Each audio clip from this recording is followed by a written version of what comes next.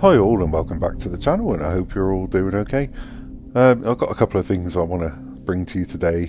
One of them sort of reminded me that there is more to Formula One than rivalry and the competition to some extent, and I think it's easy to forget about, but I'll come on to that in a minute because first of all I want to start off with Bernie Ecclestone. So Bernie Ecclestone has lashed out at claims he told Christian Horner to step down from his position as Red Bull boss.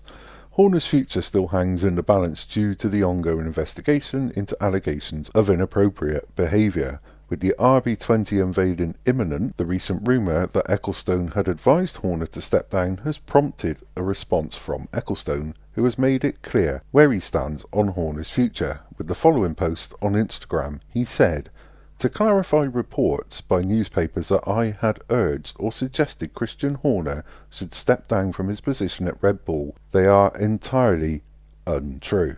Now, something else I was reading just as I was editing this video, so I thought I'd put this in there. Helmut Marko was approached by the Austrian media. OE24 had asked Marko if Horner's investigation is a distraction to Red Bull's F1 team.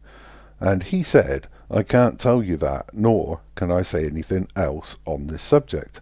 As long as the investigation is ongoing or there is no result, you won't hear anything from me. It is an ongoing process. I hope that we can get our turbulence under control quickly. Fortunately, our car is ready and we are well prepared." Now that just made me laugh, because normally if you want a comment on anything, you would normally get one from Helmut Marko, so that I had to include that because I thought it was brilliant. But so anyway, moving on to Zak Brown, because he's claimed that McLaren were aware of a possible deal between Lewis Hamilton and Ferrari before agreeing a new contract with Lando Norris, who likely would have been a priority replacement candidate at Mercedes. Despite that, Brown insists Hamilton's Ferrari move did not trigger sudden negotiations with Norris because both sides had already made significant contract progress. Brown told Sky Sports, "We were aware that there was potentially some movement, but that didn't have anything to do with Lando.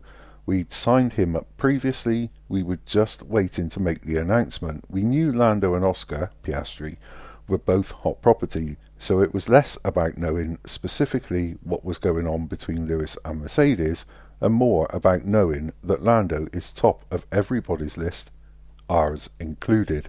I covered that because I think the media was sort of speculating that it was due to the move, Hamilton's move to Ferrari, that Zak Brown had talked contracts with Lando Norris.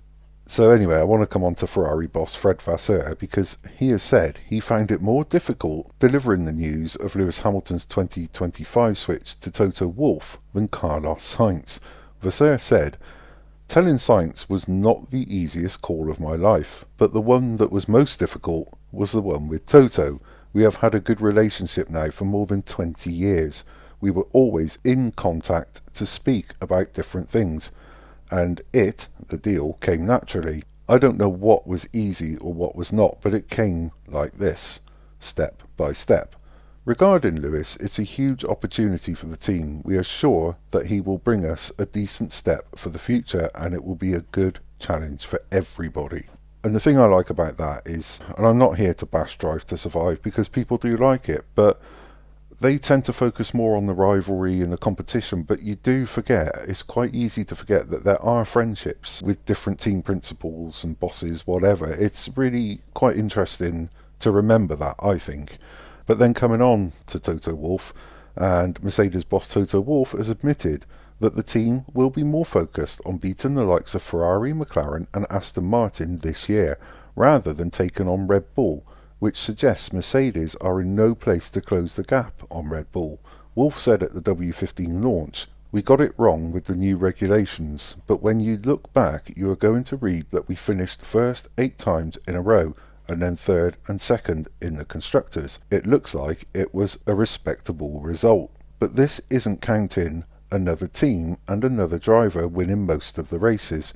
So our aim is to consolidate our positions towards Ferrari, McLaren and Aston Martin and be in the forward part of that group, and at the same time trying to race at the very front." So the reason I covered that one is because has Toto Wolff been quite straight with Lewis here and said, look, we're still not 100% sure. We know the car is different to what we've seen in the last 2 years, but was this a deciding factor? I mean, has Lewis he's got this year to drive the W15? Was Toto up front with him and said, look, we're really not too sure. The car does look promising, but if anything, we're certainly going to be challenging the McLaren, Ferrari and Aston Martin more than Red Bull.